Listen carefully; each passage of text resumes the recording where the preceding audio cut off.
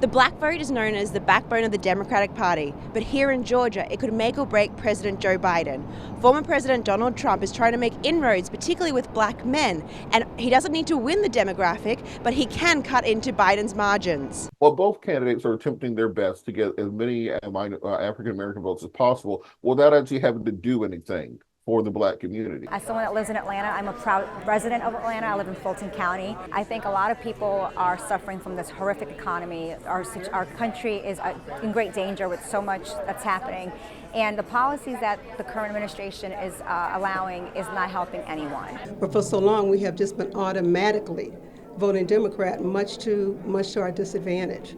And with Trump going into the neighborhoods, he's already familiar with the black community. It's not like he just woke up one day and said, hey, I think I'll get a black friend. That's not it. President Trump very much has positioned himself for the course of the last 40 years as kind of the hip-hop candidate. He was appearing on The Fresh Prince of Bel-Air in the 1990s. He was in rap videos with Puff Daddy. He was hanging out with Mike Tyson.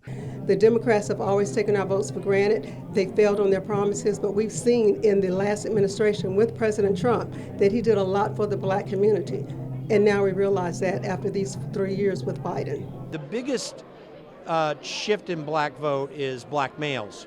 And that relates a lot to criminal justice issues. So that's a big reason that he's gaining that vote. And then economic issues are hitting the black community. The inner city communities are devastated by Biden's economic policy. Many people feel that there's been $60 billion sent to Ukraine, tens of billions of dollars sent to Israel, tens of billions of dollars to the southern border, to Taiwan, etc. But when it comes to the African-American community, the things that we were promised were not delivered upon. And now you're back again asking for the vote again without delivering on those previous promises. And this is what is resulting in President Biden hemorrhaging these votes. So Donald Trump came to Detroit, to the hood, first president to do so. Not Obama, not Biden. And he did not placate, he did not go, they're gonna put y'all in chains. And he did not go, Hillary Clinton, I don't feel no ways tired.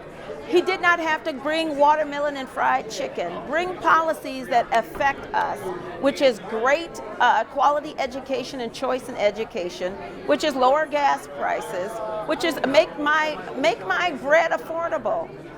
Lower my interest rates and tax rates, make buying a house affordable. Because guess what? Those are black issues. And we're not feeling Joe Biden. Well, what I see is, especially in certain minority communities, they're seeing, look, hey, this two-tiered justice system has worked against us for years. And now it's working against him. And so he's experiencing what we have experienced for decades. And I think that they're turning toward him because they see that he is uncovering this two-tiered justice system. There's laws for some that don't apply to others. Hey man, they just brought in President Trump, mugshot and everything. It was the most egregious thing I've ever known to happen to a president. It really put us in a different mindset when we saw that as black Americans. It really did. He took serious and substantive steps to reform the criminal justice system then, and now that same group of people who appreciate that effort are recognizing that this system that has constantly gone against them in the minority community is now going against this guy, Donald Trump, in exactly the same way. I do believe that's having some effect as well. And this is why he's having these events, having these African-American meetings, because he understands he only needs 20% of the black vote to swing a state like Georgia or Pennsylvania or Michigan in his favor versus Biden, where he needs to get 85 to 90% of the black vote to even be viable. He can take his hot sauce fried chicken and his watermelon self and he can stick it because we're tired of it. There's nothing that this man has to offer but him to resign as president or be voted out November 5th. With Biden winning Georgia by 1,200 votes in 2020, every vote will matter in 2024. I'm Naomi Lim in Atlanta for the Washington Examiner.